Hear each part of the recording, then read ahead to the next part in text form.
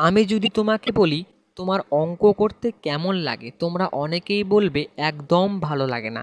কিন্তু তুমি কোনোদিনও ভেবে দেখেছো তোমার অঙ্ক করতে কেন ভালো লাগে না? আর এই ভালো না লাগার কারণে তোমার গণিত পরীক্ষায় বেশি নাম্বার আসে না। তাই আজকের এই ভিডিওটাতে আলোচনা করব কিভাবে গণিত পরীক্ষায় বেশি নাম্বার আনা যায়।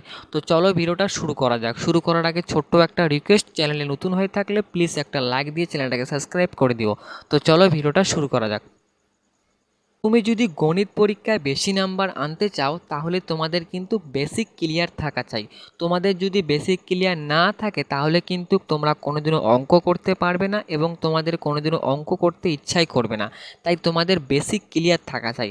আর যাদের যাদের অঙ্ক করতে ইচ্ছা করে না তাদের নিশ্চয়ই বেসিক ক্লিয়ার নেই। এবার তুমি যদি গণিত পরীক্ষায় বেশি নাম্বার পেতে চাও তাহলে কিন্তু তোমাদের প্রচুর পরিমাণে প্র্যাকটিস করতে হবে।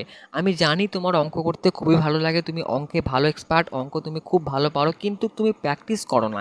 প্র্যাকটিস না করলে কিন্তু তোমরা কোনোদিনও গণিতে ভালো মার্কস নিয়ে আসতে পারবে না। কারণ কি হবে, যখন তুমি এক্সামে অঙ্ক করতেছো, অঙ্ক করতে করতে হুট করে কিন্তু তুমি মাঝখানে আটকে যাবে। তার কারণটা কি, তোমার প্র্যাকটিস নেই। যখন তোমাদের প্রচুর পরিমাণে প্র্যাকটিস থাকবে তখন কিন্তু তুমি আর আটকাবে না, তুমি একবারে ফটাফট কিন্তু অঙ্ক করে দিতে পারবে।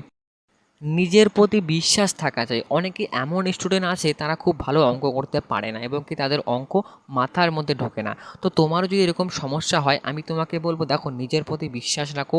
অঙ্ক এমন একটা সাবজেক্ট, তোমার যদি একবার মাথায় ঢুকে যায়, আমি এইটুকু বলতে পারি তুমি নিজেই বলবে যে অঙ্ক করতে আমার খুবই ভালো লাগে। কারণ একবার যদি তোমার মাথার মধ্যে অঙ্ক বিষয়টা ঢুকে যায় তাহলে কিন্তু তোমার অঙ্ক করতে খুবই ভালো লাগবে। তো নিজের প্রতি বিশ্বাস রাখো, পরিশ্রম করো আর আমাদের চ্যানেলটাকে ফলো করো, দেখবে তুমি ভালো এক্সপার্ট হয়ে উঠবে। তোমার কিন্তু একজন ভালো অঙ্ক টিচার চাই। দেখো তোমার যখনই একজন ভালো অঙ্কের টিচার থাকবে, তুমি কি করবে, তুমি তো তোমার কোনো সমস্যা হলে কিন্তু তুমি তার কাছে গিয়ে সমাধান নিতে পারবে। এবার তোমার যদি ভালো অঙ্কের টিচার না থাকে তাহলে কিন্তু তুমি সমাধান নিতে পারবে না এবং তুমি বোরিং হয়ে অঙ্ক করা ছেড়ে দিবে।